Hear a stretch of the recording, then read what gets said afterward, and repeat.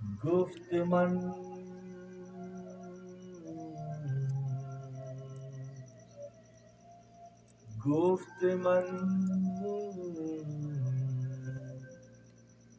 شہر پذیرا جوشیم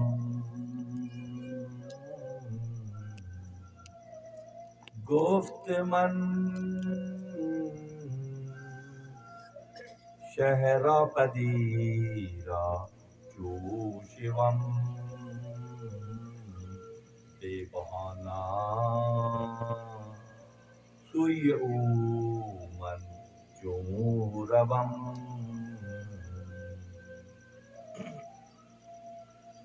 گفت من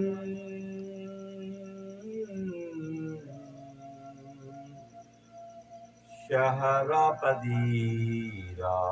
جوشیم بے بہانہ سوی او من جو روم نسبت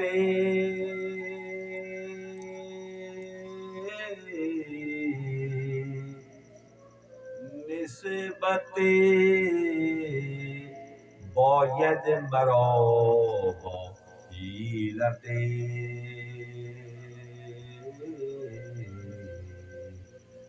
نسبت باید مرا با حیلت هیچ پیشا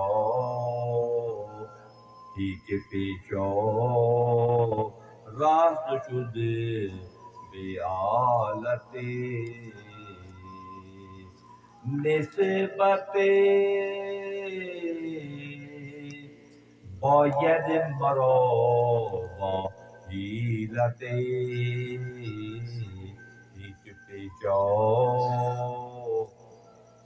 هیچ پیشا راست شده به آلت انتہائی واجب الاحترام شب جمعہ کے سامعین مجلس، اللہ تعالیٰ کا بے حد شکر احسان ہے کہ ہمارے مرکز خانقاہ مولا روم میں ہر شب جمعہ حضرت مولانا جلال الدین رومی رحمۃ اللہ علیہ کی مثنوی شریف سے استفادے کے لیے اس انداز میں ہم آپ یہاں جمع ہوتے ہیں، اور الحمدللہ ثم الحمدللہ شعبہ علم سے استفادہ یقینی طور پر اس جہاں میں بھی اور جہان اخروی میں بھی ہمارے لیے نجات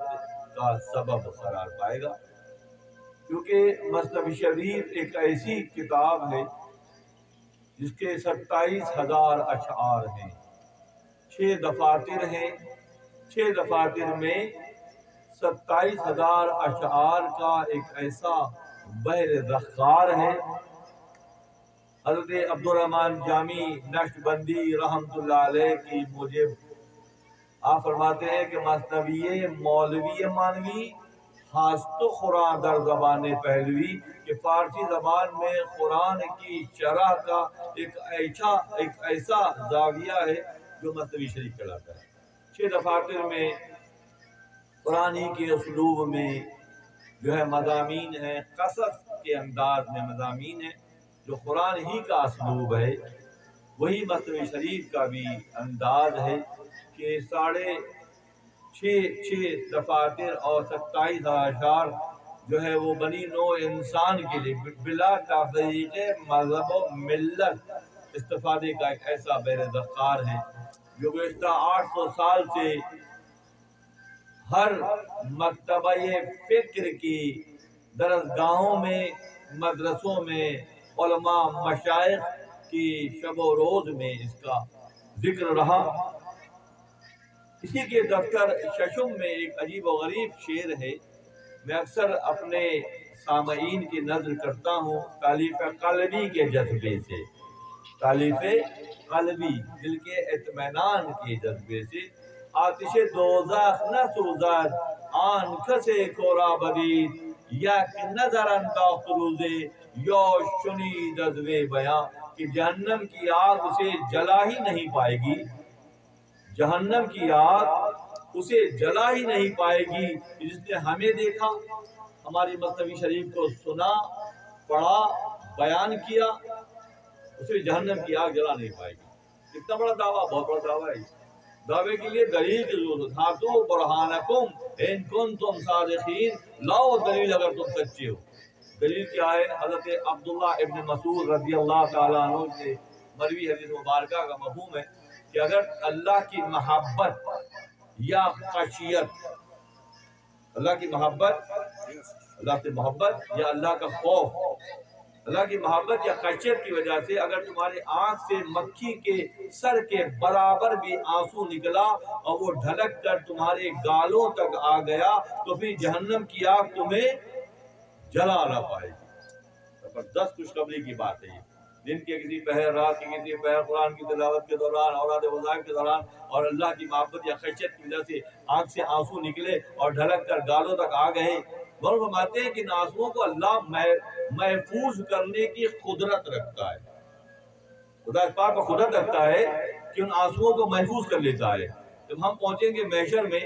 تو یوسف سے زیادہ حسین چہرے والے لوگ ہماری سفارش کریں گے، یا اللہ ان کو معاف کر دے، یا اللہ ان کو درگزر کر دے، یا اللہ ان کو جنت میں جگہ دے دے، یا اللہ فردوس کے اعلیٰ مقام پر فائز کر دے۔ تو ہم خود حیران ہو کر پوچھیں گے یہ یوسف جیسے حسین چہرے والے ہماری سفارش کر رہے ہیں، یہ کون ہیں؟ اللہ فرمائے گا یہ تیرے وہ آنسو ہیں جو میری محبت میں نکلے تھے۔ اللہ فرمائے گا تیرے وہ آنسو ہیں جو میری خشیت میں خوف سے نکلے تھے، ہم نے اس کو محفوظ کر لیا اور آج یہ سراپا بنا دیا۔ ان اللہ علی کل شیء قدیر، اللہ تعالیٰ ہر شے، ہر دائرے میں قدرت رکھتا ہے۔ تو اپنے رب کو پہچاننے کے حوالے سے مثنوی شریف کے جو اسباق ہیں وہ بہت ہی حیران کن ہیں۔ شروعات کہیں سے ہوتی ہے خصص کے انداز میں اور بات کہیں سے کہیں چلی جاتی ہے۔ ابھی ہمارے نائب جناب آصف کامران چلپی صاحب گزشتہ نشست کا خلاصہ سنا رہے تھے، بیان میں نہیں کیا تھا، میں ایسا لگ رہا کہ روح میں تازگی پیدا ہوتی ہے۔ وہ دوبارہ سنتے ہیں بیان، اپنا بیان کیا ہوا دوبارہ خلاصہ سنتے ہیں تو بہت تازگی کا احساس ہوتا ہے۔ آئیے ایک نئے زاویے اور نئے مضمون سے آج مجلس کو روشناس کرتے ہیں۔ ہارون رشید کے زمانے میں،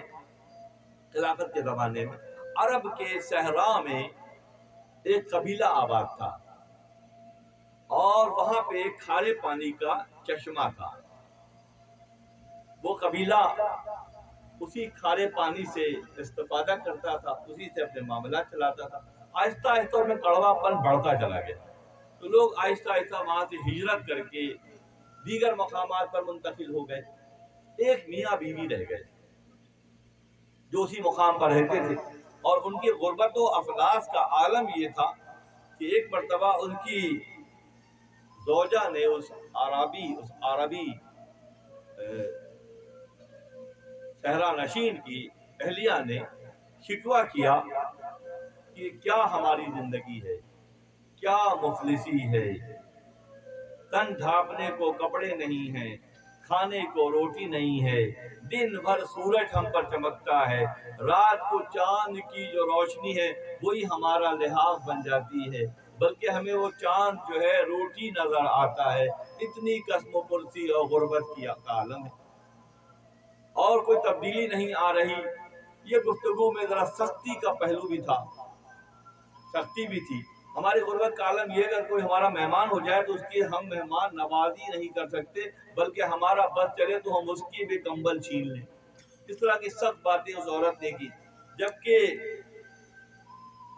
مرد نے جواب دیا کہ دیکھو زندگی کے معاملہ ایسا ہے کہ یہ بہتے ہوئے پانی کی طرح سے ہے، یہ بہہ جاتا ہے، عمر گزر جاتی ہے، اور پھر یہ ہے کہ توکل کی جو منزل ہے، عاجزی کی جو منزل ہے، قناعت پسندی کی جو منزل ہے وہ زیادہ افضل ہے، نہ کہ یہ تقاضے کیے جائیں اور فرمائش کی جائے اور تنگی کا شکوہ کیا جائے۔ اس مرد نے اپنی خاتون کو سمجھایا یہ مناسب نہیں ہے، جب تو جوان تھی، بہت خوبصورت تھی، اس وقت تو تیرے اندر ان چیزوں کی طلب نہیں تھی، بڑی قناعت پسند تھی۔ اب تیری عمر ہماری اور تمہاری عمر بڑھ چکی ہے، ہم اس مقام پر آ چکے ہیں، تو اب یہ تیرا شکوہ مناسب نہیں ہے، کسی بھی طرح سے مناسب نہیں ہے۔ تو جب یہ بات اس نے کی تو اس خاتون کو اس نے سمجھانے کی کوشش کی کہ یہ سمجھداری نہیں ہے، یہ اللہ کا نظام ہے، زندگی گزر جاتی ہے، جھوپڑی میں گزرے یا محل میں گزرے، جو اللہ کے دوست ہوتے ہیں، جو اللہ پر توکل کرتے ہیں، وہ جو ہے سادگی ہی سے زندگی گزارتے ہیں۔ تو جب یہ بات اس نے کی تو اس کی اہلیہ کو یہ ادا پسند نہیں آئی۔ عورت کی مثال نفس کی سی ہے اور مرد کی مثال عقل کی سی ہے۔ نفس جو ہے دنیاوی خواہشات، لذات اور ان معاملات کا تقاضا کرتا ہے، جبکہ عقل کا معاملہ یہ ہے کہ وہ اپنے بنانے والے میں محو ہو جاتا ہے۔ گزر گئی گزران، کیا جھوپڑی کیا میدان، تو عقل والے دنیا میں ایسے رہتے ہیں جیسے کشتی پانی میں رہتی ہے۔ دنیا والے، عقل والے، فہم والے، فراست والے دنیا کی زندگی کو سمجھتے ہیں، اس کی ابتدا کو بھی سمجھتے ہیں، انتہا کو بھی سمجھتے ہیں۔ اسی لیے مولوی فرماتے دنیا رہنے کی جگہ نہیں ہے بلکہ دنیا گزرنے کی جگہ ہے۔ اب گزرنے کی جگہ کوئی رہنے کی جگہ بنا لے پھر مسائل پیدا ہوتے ہیں۔ جو بات ان کے درمیان ہو رہی تھی تو اس نے کہا دیکھو اتنے چرند ہیں، پرند ہیں، وہ روزی کی فکر نہیں کرتے، فاختہ کہاں ہو کی صدائیں لگاتی ہے۔ فاختہ کی آواز میں، کوئل کی آواز میں وہ بھی نغمہ سرائی کرتی ہے، اپنے رب کو پکارتی ہے کہاں ہو، جبکہ ہر پرند اور چرند جو ہے وہ اللہ کی حمد و ثنا بیان کرتے کرتے اس دنیا کے مختصر دور کو گزار لیتے ہیں۔ کیونکہ حدیث مبارکہ مفہوم ہے کہ الخلق عیال اللہ، کہ جو خلق ہے، جو اللہ کی تخلیق ہے، وہ اللہ کے عیال کی طرح سے ہے، اور اللہ اپنے عیال کی خوب نگہداری کرتا ہے۔ جب اس قسم کی بات ہوئی تو اس خاتون نے بہت سخت رویہ اختیار کیا کہ تم قناعت کی بات کرتے ہو، تم توکل کی باتیں کرتے ہو، تمہاری مثال اس سانپ کی سی ہے، بلکہ سانپ بھی ہو اور تم سپیرے بھی ہو، کہ سانپ کو پکڑ کر تماشا دکھا کے جو ہے وہ اپنا وقت گزارتے ہو۔ توکل یہ نہیں ہے، توکل کی صرف تم باتیں کرتے ہو، یہ توکل نہیں ہے۔ تو اس طرح کی جب اس نے عورت نے بات کی تو مرد کو پھر غصہ آیا۔ اسے یا تو ایک کام کرو، یا تو میرے ساتھ اسی انداز میں رہنا قبول کرو، یا پھر دوسری صورت ہے کہ میں تم سے علیحدگی اختیار کرتا ہوں۔ جب اس نے یہ بات کی تو پھر عورت کے بعد جو سب سے بڑا آخری ہتھیار ہوتا ہے، اس نے جو ہے وہ زاری شروع کر دی، رونا شروع کر دیا، جس کو وہ بہت چاہتا تھا اپنی اہلیہ کو، اپنی زوجہ کو۔ تو اس کو روتے ہوئے دیکھا تو اس کا دل جو ہے وہ پگھل گیا۔ اس ایسا کرتے ہیں کہ کوئی سبیل کرتے ہیں، کوئی ڈھونڈتے ہیں، کوئی طریقہ ڈھونڈتے ہیں۔ تو اس نے کہا کہ ہاں ایسا ہے کہ میں نے سنا ہے کہ بغداد کا بادشاہ ہارون مامون رشید بہت غربا کی اور فقراء کی اور مساکین کی خدمت کرتا ہے، بے دریغ ان پہ خرچ کرتا ہے۔ اب کیا ہی اچھا ہو کہ کوئی ایسا طریقہ نکالا جائے کہ بادشاہ کے دربار تک رسائی حاصل کی جائے تاکہ ہمارے درندہ دور ہو جائیں۔ تو وہاں پر آ کر پھر مرد کہتا ہے دوست بن شہرا پذیرا چو شوم بے بہانا سوی او من چو روم نسبت باید برو با حیلتے ہیچ پیشہ رو چھد بے آلتوں نے کہا کہ ہم بادشاہ سے رسائی کیسے کریں گے؟ اس کی رسائی تو پہنچنے کے لیے کوئی نہ کوئی بہانہ چاہیے، کوئی پیشہ بغیر ہتھیار کے نہیں چلتا، اسی لیے کوئی نہ کوئی سبیل تو ہو اس تک پہنچنے کی۔ اس کی بیوی نے کہا کہ ہاں ایک صورت ہے کہ یہاں پر ہمارے پاس پچھلی بارشوں کا پانی کچھ جمع ہے، میں نے ہنڈیا کے اندر وہ پانی جمع کر کے رکھا ہوا ہے، تم ایسا کرو کہ وہ پانی جو ہے ہدیے کے طور پر صحرا میں رہنے والے کھارے پانی سے ہمیشہ زندگی میں وہی دیکھا اور بارش کا پانی جمع کر کے رکھا تھا تھوڑا سا، چلیے یہ بہترین ہدیہ ہے جو ہم بادشاہ کی بارگاہ میں پیش کر سکتے ہیں، بہترین ان کے لیے اس ہدیے کی، اس ہانڈی کی قیمت بہت زیادہ تھی۔ بارش کا پانی میٹھا پانی، کھارے پانی سے نہاتے تھے، دھوتے تھے، کھاتے تھے، پکاتے تھے، وہ کھارا پانی تھا۔ اس نے کہا ہمارے پاس جو ہنڈیاں رکھی ہوئی ہے میٹھے پانی کی، بارش کے پانی کی، یہی وسیلہ بنا کر بادشاہ کی دربار میں چلتے ہیں۔ اس کا مطلب بارگاہوں میں حاضری کے لیے وسیلہ ضروری ہے۔ بارگاہوں میں حاضری کے لیے کوئی نہ کوئی رابطہ ضروری ہے، کوئی تعلق ضروری ہے۔ بچپن کا ایک دوست حضرت یوسف علیہ السلام کے پاس آیا، ہم ایسے جنگل میں بکریاں چرایا کرتے تھے اور ہم وہاں پہ جو نا بیری توڑ کے کھایا کرتے تھے اور بہت کھیلتے تھے، بہت سی باتیں اس نے کی۔ حضرت یوسف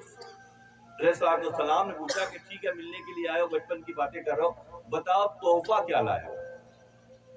تحفہ مجھ سے ملنے کے لیے آئے ہو، تحفہ کیا لائے ہو؟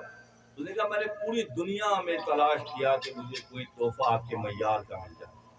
ہر جگہ میں نے دیکھا، مجھے آپ کے معیار کا کوئی تحفہ، آپ جیسا حسین، اللہ غنی اللہ غنی، اس کے معیار کا کیا تحفہ ہو سکتا ہے؟ میں نے ڈھونڈا، بہت ڈھونڈا، مجھے نہیں ملا۔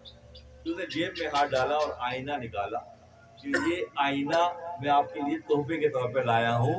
آپ سے زیادہ حسین روئے زمین پر اس کا کوئی بھی نہیں ہے، بس اس فقیر کو اس آئینے میں اپنا چہرہ دیکھا کیجیے اور اس فقیر کو یاد کیا کیجیے۔ تو تحفے ایسے ہوتے ہیں جب کوئی اپنے دل کو مصفا و مجلہ و چمکا لیتا ہے، اللہ غنی۔ گر بہار زخمے تو پور کینا شوی،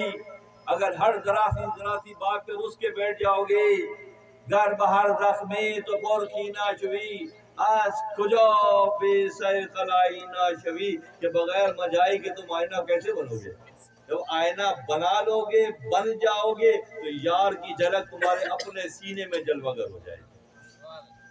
یار کی جھلک جو ہے پھر گردن جھکاؤ اور دیدار کرو، مگر پہلے مرحلے میں کیا ہے؟ پہلے مرحلے میں وہ ریاضت ہے، وہ مجاہدہ ہے، سائیکل کرنا ہے، چمکانا ہے، اپنے آپ کو ان تمام باتوں سے روکنا ہے جو اللہ کی بارگاہ میں مقبول نہیں ہے۔ تو وہ ہانڈی جو پانی کی، میٹھے پانی کی جو ہے ان کے پاس جو تھی، کہ یہ بہترین ہدیہ ہو سکتا ہے اس کے لیے بغداد کے بادشاہ مامون رشید کے لیے۔ گفت من شہرا پذیرا جوشم بے بہانا سوی او منچو روم، نسبت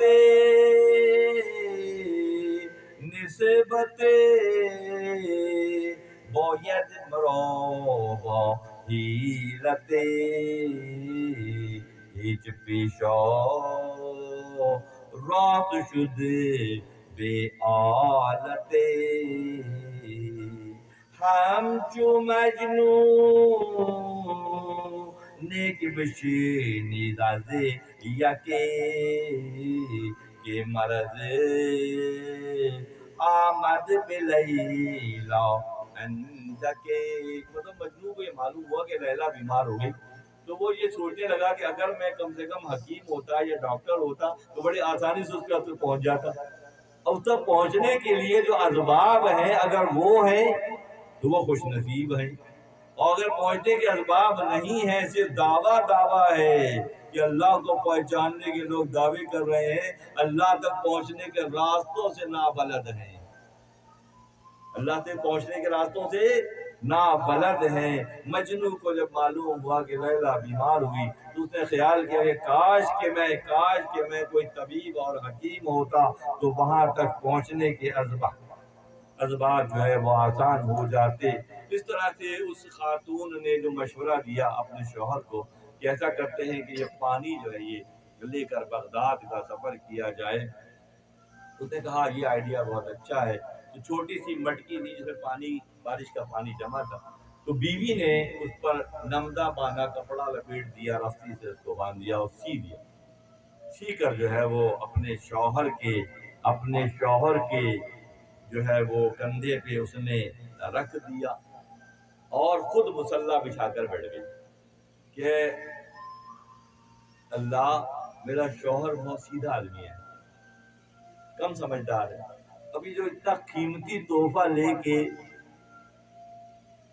بادشاہ کے پاس جا رہا ہے تو راستے میں چور چکے بھی ہیں، ڈاکو بھی ہیں، نقصان پہنچانے والے بھی ہیں،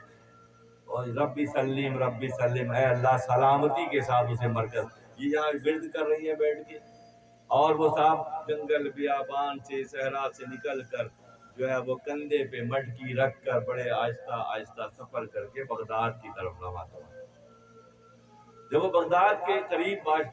پہنچا، مامون رشید کے دربار کے قریب پہنچا، تو وہاں جو نقیب تھے، جو کارندے تھے، جو نائبین تھے، ان کو دیکھا حیران ہو گیا، ان کی لباس، ان کی چہروں کی رونقیں، وہاں کی شان و شوکت۔ اب سوچیں محدودیت کا دائرہ کیا ہے، صحرا میں رہ رہے ہیں، نمکین پانی سے واسطہ پڑا ہوا ہے، امیجنیشن پاور بھی کم نہیں ہے کہ ہم وہاں تک دیکھ سکے کہ کیا منظرنامہ بغداد کا ہو سکتا ہے۔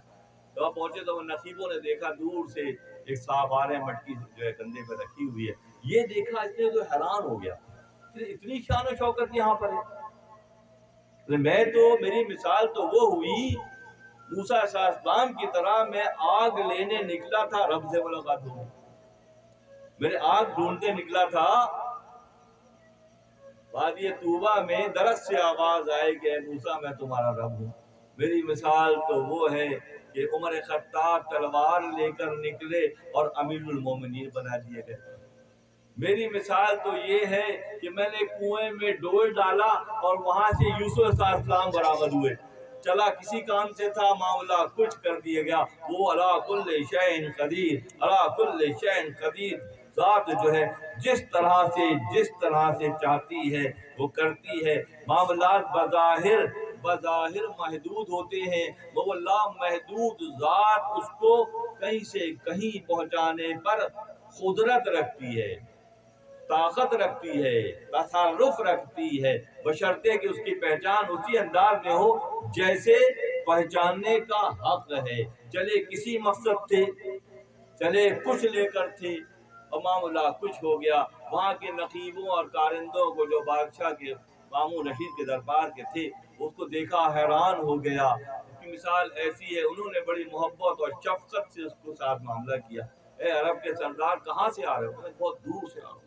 بڑا بہترین تحفہ لے کے بادشاہ کے لیے آ رہے ہو۔ حیران ہو گیا، حلیہ اس کا ایسا ہے، ایک مٹکی اس کے کندھے پہ رکھی ہوئی ہے، مٹکا رکھا ہوا ہے چھوٹا سا ہینڈی، اور یہ کہہ رہا ہے بادشاہ کا تحفہ لایا۔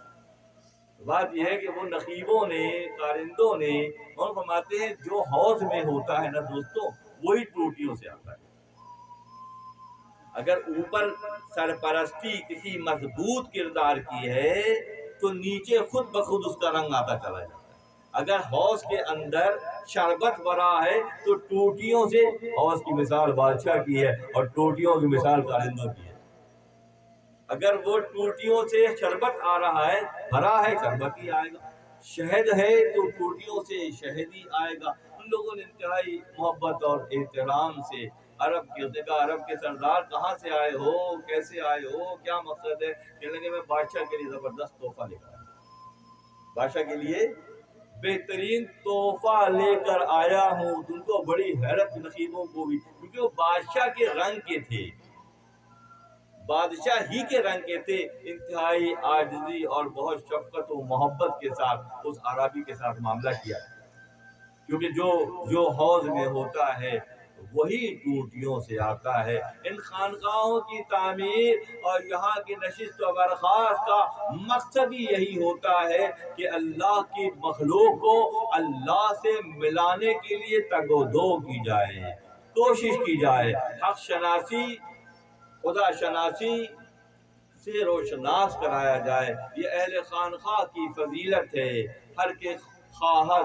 کے خواہد ہم نشینی با خدا، اگر کوئی چاہتا ہے کہ وہ اللہ کے ساتھ نشست و برخاست کرے، ہر کے خواہد ہم نشینی با خدا ہو نشینہ در حضور اولیاء، اسے چاہیے کہ اہل اللہ کی صحبت اختیار کرے، اس حوض سے جڑ جائے جس میں شربت بھرا ہوا ہے، اس کی ٹوٹیوں کو جب کھولے گا تو اس کو وہاں سے شربت ہی ملے گا، اس کو وہاں سے شہد ہی ملے گا، اس کو وہاں سے اپنے مطلب کی چیز ہی ملے گی، کیونکہ حوض میں وہ صلاحیت ہوتی ہے، حوض کی وہ کا کردار ایسا ہوتا ہے کہ اس کی ٹوٹیوں سے صرف فلاح ہی فلاح کا منظر ہوتا ہے۔ عرب کے اس شخص کے ذہن میں یہ تھا کہ میں جو چیز لے کر آیا ہوں یہ بہت کام کی ہے۔ نقیبوں نے پوچھا کہ آپ کیا لائے ہو؟ نے کہا کہ میں اس میں بارش کا صاف پانی ہوتا رہا ہانڈی کے اندر۔ ان کو ہنسی تو بہت آئی، مگر وہ پھر پہلو تہی کرتے ہیں کسی کی دلالاری سے۔ اللہ کے دوستوں کا خاص طریقہ یہ ہے کہ وہ جانتے تو ہیں، پہچانتے تو ہیں، درک اور ادراک رکھتے ہیں، شعور کی منزل پر ہوتے ہیں، مگر دلجوئی بھی کرتے ہیں ساتھ ساتھ۔ یہ خصوصی وصف ہے، ورنہ دنیا داروں کا معاملہ یہ ہے کہ متکبر ہوتے ہیں،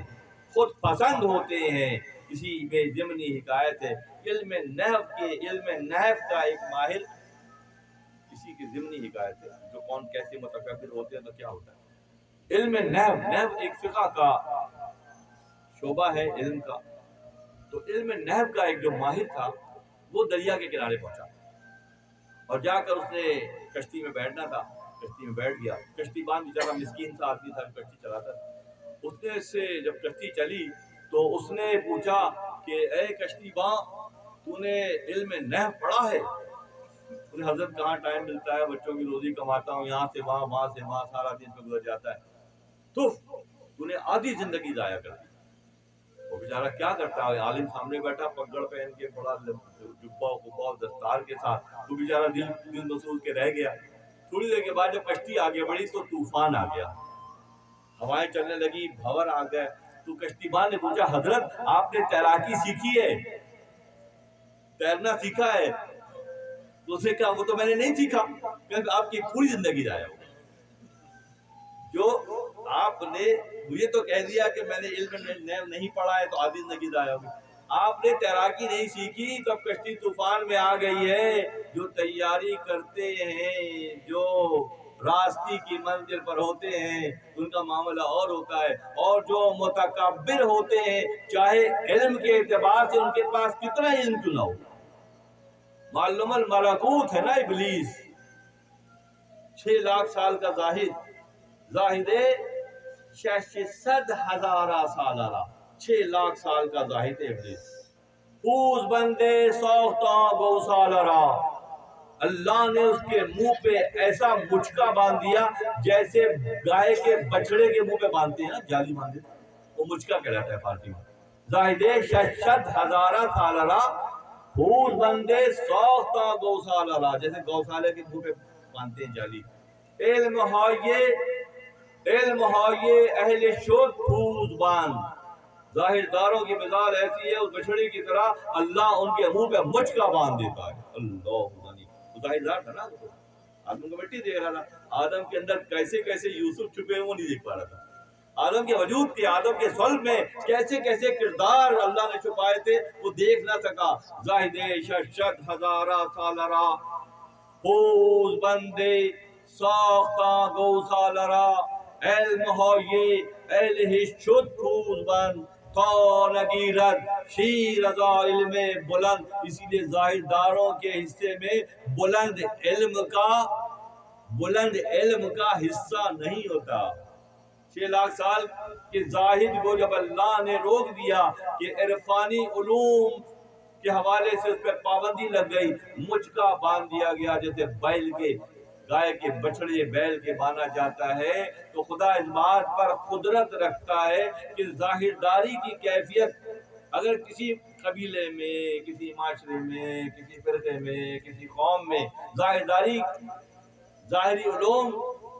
ظاہر پر اصرار کی بات بڑھ جائے گی تو پھر معاملہ کیا ہوگا؟ پھر معاملہ یہ ہوگا کہ راستے سے بھٹک جائیں گے۔ اللہ الصمد کی شرح یہ ہے کہ اللہ بے نیاز ہے،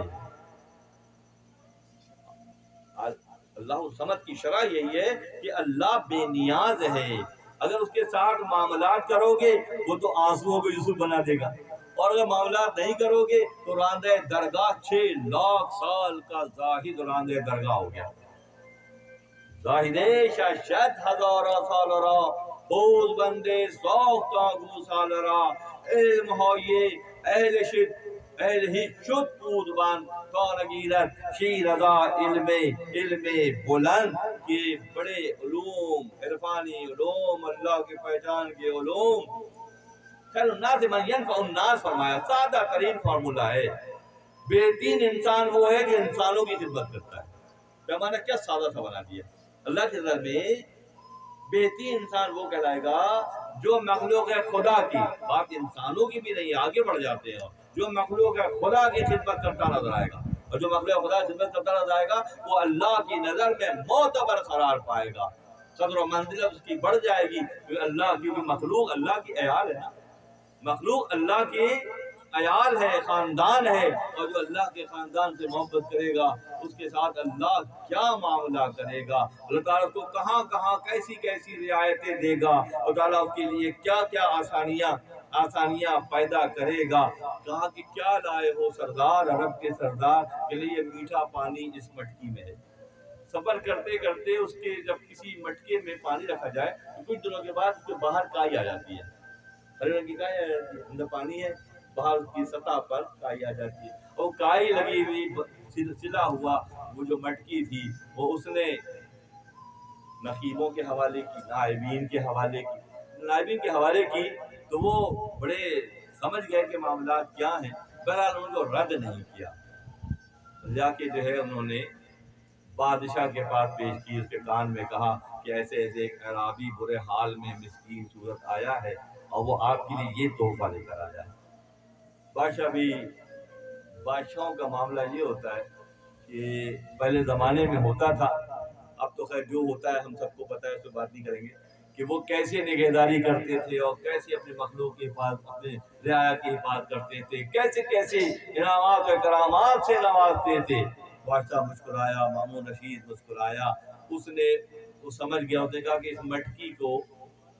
اس طرف سائڈ پہ خالی کر دو اور اس میں اشرفیاں بھر دو بلکہ کچھ زیادہ دے دو اس پانی ٹھلیا کو ایک طرف سائڈ پہ کہیں پھینک دو اور جتنی ٹھلیا کا وزن ہے اس کے برابر اس میں اشرفیاں بھر دو اور بلکہ کچھ زیادہ کر کے دے دو نقیبوں نے کہا نائبین نے کہا ٹھیک ہے جیسے آپ کا حکم ہے اور ایک کام اور کرو کہ واپسی میں اس کو دریائے دجلہ کے پاس سے گزار دیتے دریائے دجلہ عراق میں دجلہ و فرات میٹھے پانی کے وہ دریا ہیں جو زمانہ قبل سے جو ہے مسلسل بہ رہے ہیں تو بغداد میں دریائے دجلہ اس نے کہا کہ اس کو تو دے دو اور جب یہ واپسی کا سفر اختیار کرے تو اس کو دریائے دجلہ میں سے کشتی بٹھا کے گزارو تو اس کو یہ معلوم ہو جائے کہ ہمارے پاس میٹھے پانی کا پورا سمندر ہے ہمارے پاس اس کے باوجود بھی ہدیہ قبول کر لیتی دوستو یہاں رکنے کا مقام ہے ہماری نمازیں ہمارے روزے ہماری عبادتیں ہماری ریاضتیں جس پہ ہمیں بڑا غرور ہے اس کی مثال کیا ہے اس کی مثال اس ٹھلیا کسی ہے جس میں تھوڑا سا پانی ہے اور بادشاہ قادر مطلق کی بارگاہ میں پیش کرنے کا جذبہ ہے ہم یہ سمجھ رہے ہیں ہم یہ سمجھے بیٹھے ہیں کہ ہماری یہ چلت پھرت ہے اور ہماری جو بھی جس کو ہم عبادت کا نام دیتے ہیں جس کو ہم ریاضت کا نام دیتے ہیں اپنے لیے قابل فخر بن جاتے ہیں خود ہی تعظیم اپنی کروانے کے اس میں مشروف ہو جاتے ہیں تو اس کی حیثیت پھر کیا ہے مرحوم رحمت اللہ علیہ اپنی مسجد شریف میں سادہ ترین حکایتوں میں وہ بات سمجھاتے ہیں کہ ہمیں ہمارا آپا دکھاتے ہیں ہماری حیثیت دکھاتے ہیں جس پہ ہم غرور کرتے ہیں جس پہ ہم تکبر کرتے ہیں اور اللہ کی مخلوق کے ساتھ معاملات کرنے میں احتیاط نہیں کرتے اس کی حیثیت کیا ہے مسلح بوس کر دے رب سلم ویر کر دے در نماز کہ اس کی وہ نماز کی سوچیے کیا کیفیت ہوگی سوچے غور کریں پھر یہاں پہ مقام فکر ہے کہ ہمارے سارے معاملات ایک شیڈول کے مطابق ہیں وہ شیڈول کی خود کیا حیثیت ہے اگر نہیں ہے تو جہاں سے جاگے وہیں سے سویرا ہے، جہاں سے جاگے، جہاں سے معاملات کو سمجھ جائیں اور غرور اور تکبر کی اس کیفیت سے نکل کر انتہائی عاجزانہ انداز میں اللہ سے استعانت اور مدد طلب کریں۔ ورنہ حال کیا ہے کہ ہم اپنے حساب سے، اپنی عقل اور فکر کے مطابق اللہ کے بارے میں ہم جو ہے فیصلہ کرتے ہیں، جبکہ اللہ کا معاملہ یہ ہے وہ علی کل شیء قدیر ہے، تمام تر کائناتوں کا خالق اللہ ہے۔ اس نے ہمیں لباس بشریت کے دور جو دیا ہے اور ہمارے لیے جو راہ متعین کی ہے، سوال یہ پیدا ہوتا ہے کہ کیا اس راہ پر ہم استقامت سے چل رہے ہیں؟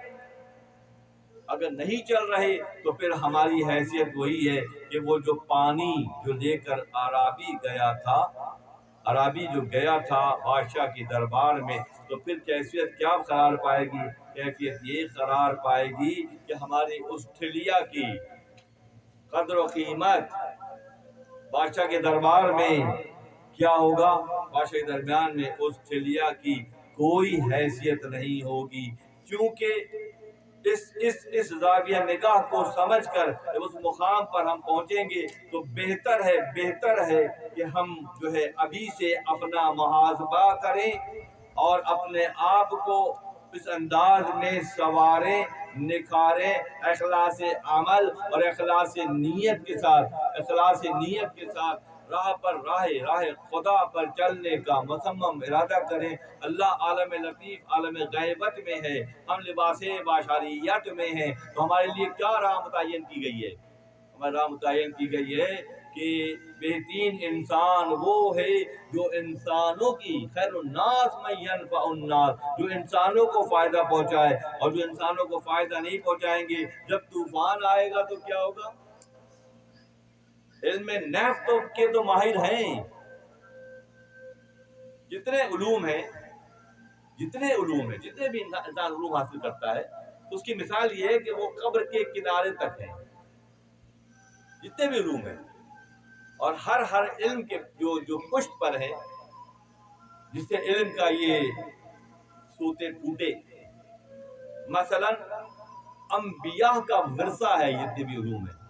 حضرت شیت علیہ السلام نے، جو کہ آدم علیہ السلام کے صاحبزادے اور خلیفہ ہیں، تو انہوں نے کپڑا بننے کا علم انسانیت کو دیا۔ انبیاء کا ورثہ ہے یہ، بعد میں کوئی ٹیگنگ کر لے تو اور بات ہے، پر حقیقتاً معاملہ یہ ہے ہر 1,24,000 پیغمبروں نے آ کر خدا کی مشیت کو انسانوں کے لیے جاری کیا اور تربیت دی۔ مثلا حضرت شیس علیہ السلام نے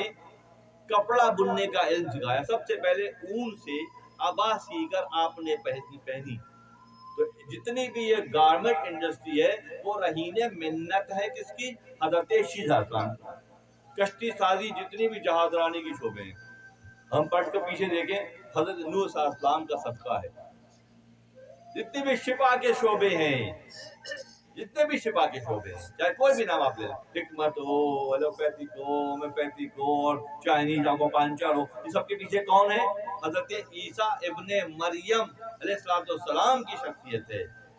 حکومت اقتدار کے ساتھ، شان و شوکت کے ساتھ کرنے کا سلیقہ کہاں نظر آتا ہے؟ رسول اللہ صلی اللہ علیہ وسلم کو اللہ نے عزت دی۔ اللہ سے دوستی کے معاملے میں کون ہے؟ اللہ سے تعلق اور دوستی، واتخذ اللہ ابراہیم خلیلا، اللہ نے ابراہیم کو دوست بنایا۔ تو اللہ سے دوستی اگر بڑھانی ہے تو فکری طور پر حضرت ابراہیم علیہ السلام سے جوڑنا پڑے گا۔ وَإِذْ ابْتَلَىٰ ابراہیم ربہ بکلمات، اللہ نے کچھ معاملات میں ابراہیم علیہ السلام کو آزمایا، فَتَمَّهُنَّ، آپ اس میں سرخرو قرار پائے۔ جب سرخرو قرار پائے تو اللہ کی طرف اشارہ آیا، انی جاعلک للناس اماما، ہم تمہیں زمین پر لوگوں کا امام بنائیں گے۔ کس کو؟ دوستی کی انتہا ہے۔ ایسی ابتلائیں اور آزمائشیں جو حضرت ابراہیم علیہ السلام پر گزری، کسی کی بس کی بات نہیں ہے۔ کوئی اپنی بیگم کو صحرا میں جا کے نہیں چھوڑتا، کوئی آگ میں نہیں کودتا، کوئی اپنے بچے کو قربان نہیں کرتا۔ یہ اوصاف کہاں سے آئے؟ یہ انبیاء سے آئے۔ جب اللہ کو تکلم اور کلام کو نمایاں کرنا تھا تو موسیٰ علیہ السلام کو بھیجا۔ موسیٰ صلی اللہ علیہ وسلم کو لباس بشریت میں بھیجا. یاد آ رہی ہے بات کہ ایک مرتبہ جب باہر لڑکوں کو فرعون قتل کر رہا تھا، یقتلون ابناکم ویستحیون نساءکم، کہ لڑکوں کو قتل کرتا جاتا تھا